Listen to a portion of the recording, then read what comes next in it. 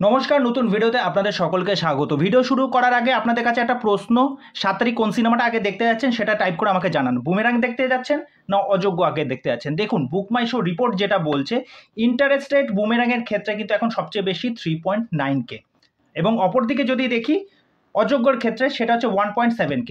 এবার বলে রাখি যে এই ইন্টারেস্ট রেট দেখেই কি মানুষের এত লাফালাফি? ইন্টারেস্ট রেট যদি সেরকমই হতো, মানুষ যদি ইন্টারেস্ট রেট অনুযায়ী যদি সিনেমা হলে দেখতে যেত সিনেমাটা, তাহলে সেই সিনেমার কালেকশন কিন্তু একটা হিউজ পরিমাণ থাকতো। এবার কিছুক্ষণ আগে, প্রায় মোটামুটি 2 ঘন্টা আগে আমি একটা পোল করেছিলাম যে 7 তারিখ কোন সিনেমা দেখতে আছেন। তা সেখানে মোটামুটি আপাতত এখনও অবধি 50 জন দেখলাম সেখানে পোল করেছে। তার মধ্যে 53% রয়েছে বুমেরাংয়ের দিকে এবং 47% রয়েছে কিন্তু অযোগ্যর দিকে।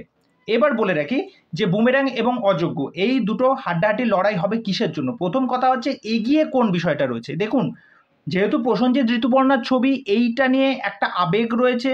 তারপরে পরিচালক হচ্ছে কৌশিক গাঙ্গুলি। প্রত্যেকটা গান দেখুন, অযোগ্যর প্রত্যেকটা গান কিন্তু দুর্দান্ত হয়েছে।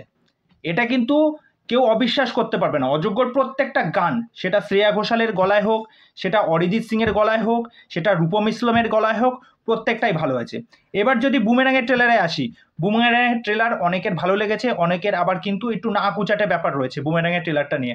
কিন্তু সবচেয়ে ভালো যেটা বিষয়, নতুনত্ব যেটা, জিৎ এবং রুক্মিণী তাদেরকে একসাথে দেখা যাবে। এই জুটিটাকে দেখার জন্য কিন্তু দর্শক সিনেমা হলে যাবে, এবং যারা জিৎ ভক্ত আছে বা জিৎকে যারা মনে প্রাণে পছন্দ করে ভালোবাসে, তারা কিন্তু এই সিনেমাটার কিন্তু আগ্রহটা আগে বেশি দেখাবে। সেই জন্যই কিন্তু ওখানে ইন্টারেস্ট রেটটা বেশি। এবার দেখুন, হল লিস্ট যদি আমি দেখলাম কিছুক্ষণ আগে, হল লিস্ট যা এখনও অবধি দেখাচ্ছে, বুমেরাংয়ের ক্ষেত্রে দেখলাম 6টা হল লিস্ট, ঠিক আছে।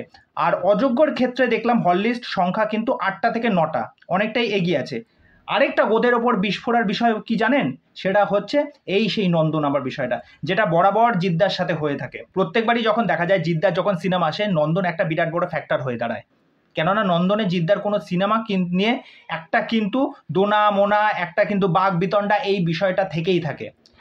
এবার জানি না এই বুমেরাংটা নন্দনে আসবে কিনা, কিন্তু অযোগ্য এখনো অবধি দেখলাম না নন্দনের বিষয়টা, কিন্তু নন্দনে তো অযোগ্য আসবেই আসবে, এটা একদম কনফার্ম। এইটা হচ্ছে একটা বিরাট বড় ভাইটাল জায়গা, যে নন্দনের মানে জায়গা পাওয়াটা। এবার যদি দেখা যায় যে নন্দন 1 মানে যেটা সবচেয়ে বড় বেশি সংখ্যক মানুষজন যেটাতে যায়, এবার যদি নন্দন 2তেও যদি জায়গা দেওয়া হয় বুমেরাংকে, দুটো সিনেমা আসছে, আমার মতে দুটো সিনেমাকেই সমানভাবে সেরকমভাবে জায়গা দেওয়া উচিত। তা দেখা যাক এরপরে কোন কোন সিনেমা হল বা কি লিস্ট কয়টা কার ঝুলিতে এসে পড়ে, সেটা তো আপনাদেরকে জানাবোই। তা এই বিষয়ে আপনাদের কি মতামত সেটা অবশ্যই আমাকে কমেন্ট করে জানাবেন। তা চলুন, এইটুকুনি আপডেট দেওয়ার জন্য এসেছিলাম। পরবর্তী ভিডিওতে আবার দেখা হবে। আর চ্যানেলে এসে আমার চ্যানেলটাকে সাবস্ক্রাইব করে দিয়ে এইভাবে আমার সাথে থাকুন, পাশে থাকুন। নমস্কার।